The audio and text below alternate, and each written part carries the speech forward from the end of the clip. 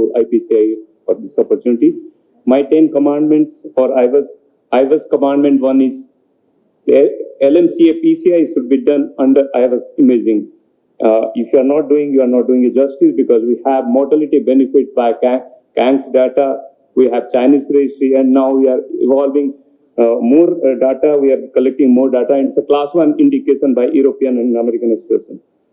So we know these targets very well. So can I use a laser point? We know these targets, less than 4.5, we should intervene in a leftman. This is area-wise, non-leftman, we don't have a criteria for that. More than 6 millimeters square, you can leave it on medical follow-up, 4.5 to 6. One should image or do a physiology, or based on the patient's symptom or clinical presentation, one has to take a decision. Now we have post-stent MSAs. These are no more 5, 6, 7, 8 CANGS data. We have Indian patients data also available, published by Vijay Varghia, and we need 6, 7, and 10 at least. This is by Nobel and Excel data also, and bigger is the better. So you try to achieve as high as possible. Even if you have a 13 millimeter MSA in a left main, your event rates are practically nil. So now regarding the stent deformation, ostial left main deformation is the commonest stent deformation by guide inadvertently. You are not doing an IVUS, you miss it. It is around about 8% as compared to 1.9 in other areas. Always image side branch, particularly circumflex, by a direct pullback, never from a LED oblique view.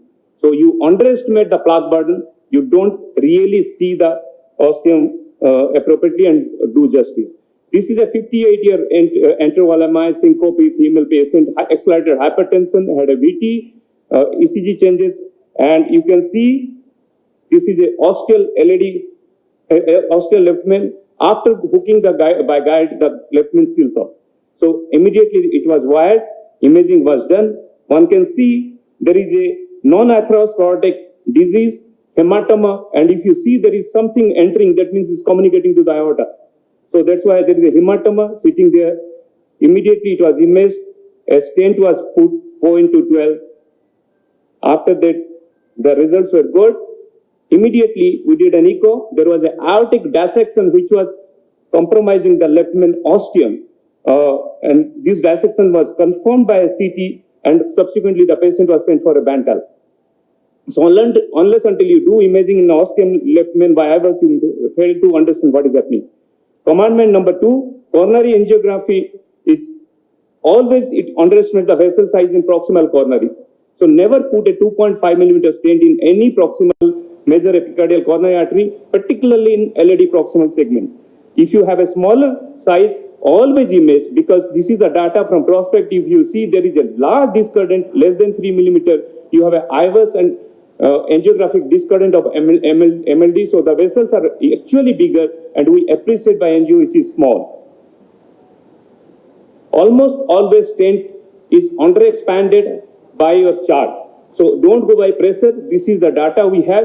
Compliance chart and IVUS correlation, if you see, your stent by Cypher and Texas data, where is 66% expansion by angiographically.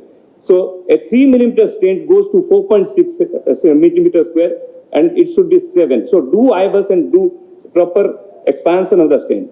The commandment 3 is imagine calcium volume. We were discussing about calcium. Always imagine the calcium volume in the lesion to be treated, and prepare the calcified segment with appropriate tools and guide under IVUS guidance, and see whether you have fractured the calcium and modified the calcium. These are the different types of calcium. We have different score. Higher score doesn't mean anything, but your calcium volume to be treated is high at that lesion area. So it has to be prepared well. So higher the score, you land into under expansion. So here this is a 360-degree calcium. Your balloon is going to do nothing to this.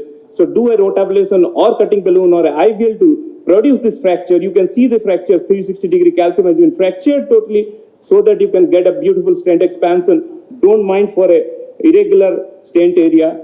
The MSA finally is important. IVUS commandment 4 is never treat an ISR without imaging. all ISRs are different. Though you see angiographically ISRs are alike, but the pathophysiology, if you do imaging, are different. Here it is a stent under expansion. Here it's a new intimal hyperplasia. Here it is a stent fracture. You can see a single stent has been looking like two layers of stent. That means it's a fractured stent.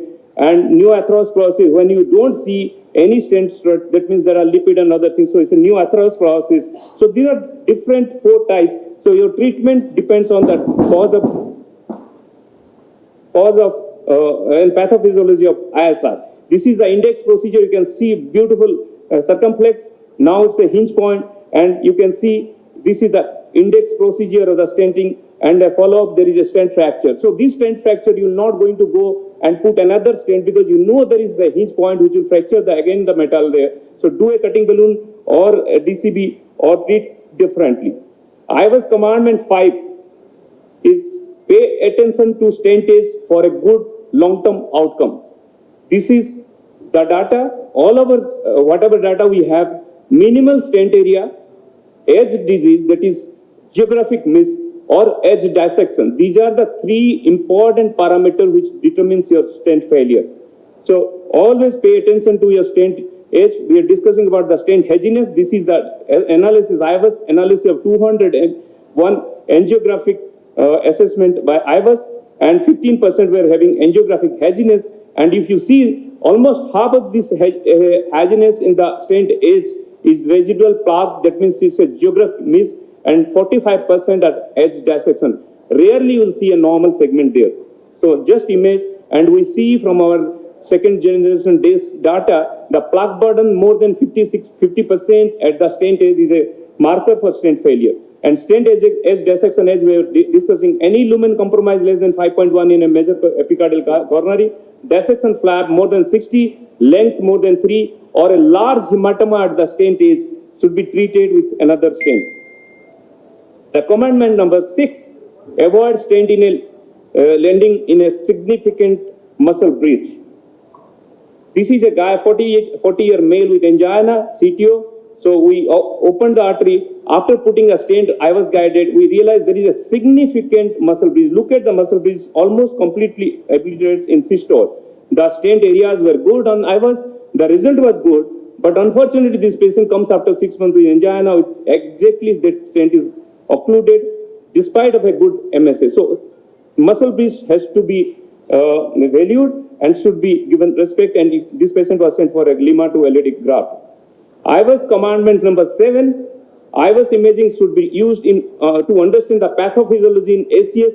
Each ACS can be different, and appropriate management should be guided. We have IVUS ACS data where IVUS used has shown us all the parameters, whether it's a cardiac death, TV, target vessel, myocardial infarction, and combined endpoints were different. Here, these females, they will come, young females with ACS, and SCAD is a commonest cause. IVUS picks up very well, and you can medically manage if the area is good. Similarly, with attenuated plaque, this is a 48-year young female with ACS. When we did an IVUS, these are all attenuated plaque with a necrotic core. You should be careful for no reflow. The similar thing happened after putting a stent from left main to LAD. The patient had a cardiac arrest. Hemodynamic support was given, and the patient was stabilized because we knew this is an attenuated plaque and it can cause no reflow. So you must have an understanding of plaque which you are treating. And this is a nice plaque rupture with ACS. You identify all these things and treat accordingly. The commandment number 8 is IVUS guided ultra low contrast or zero contrast PCI is the only way to prevent CIN in high risk renal patients. This we know CIN is a bad news. The immediate outcome and long-term mortality are high if you have CIN in a pre-existing renal patient or even in a normal patient. So ultra low contrast has shown us benefit. This is the way we should do. You should have a IVUS, live IVUS for a ostial stenting of a branch. The stent is seen in the live IVUS from the other branch, and appropriate stenting can be done with zero contrast. So if you minimize your contrast volume less than 1 ml per GFR, that is ultra low contrast, your CIN rate is very good and outcome is really good. IVUS commandment number 9, CTO PCI should be done under IVUS guidance because we know where the guide wire entry is in the true lumen identifying antegrade, ambiguous cap puncture and other things, and guide wire re-entry through retrograde and many things, many more things for stent sizing and all. Never inject through a microcatheter to ensure whether you are in a true lumen. This is a microcatheter injection, though we don't see the branches, but if you see a branch also, that can be in a false lumen, and inadvertently this patient was without imaging stented. You see, this is the false lumen stenting, this is true lumen, the stent, this is a false lumen stenting. Now it becomes really difficult to do a retrograde or antegrade to go into the left lumen because the lumen is totally compressed to the wall. The last commandment is the most important commandment of IVUS. Cardiology curriculum should include proper training of intracoronary imaging. That is a mandatory need of ours because the evidences are growing. The recommendations are class 1 now for complex PCI and left main. So European and American and Chinese everywhere. So we should know how to do a optimal PCI. So this we have seen from ultimate data. If you are just doing IVUS is not enough, do a optimal PCI meeting the criteria, because by doing an optimal PCI IVUS guided versus suboptimal PCI, the TVF rates are different at 12 months. So my 10 commandments to conclude: LMCA PCI should be done under IVUS guidance. Coronary angiography, underestimate the vessel size, never put a 2.5 stent in a proximal coronary, especially in a proximal LAD. Imagine calcium volume, prepare the calcified segment under IVUS guidance to ensure calcium fracture before opening your stent box. Never treat a ISR without imaging. ISRs are different. Pay attention to the stent age. Recognize the dissection, hematoma, and geographic miss. Avoid stent landing in a significant muscle breach. The stent failure rates are high. IVUS should be used to understand the pathophysiology of SCS and treat your SCS accordingly. IVUS should be used for performing ultra low contrast or zero contrast. This is the way to prevent CIN, and CTO PCI should be done under IVUS to identify the wire entry, false lumen, true lumen. Cardiology teaching curriculum should include proper training of IC imaging, intracoronary imaging for better outcome. Thank you very much.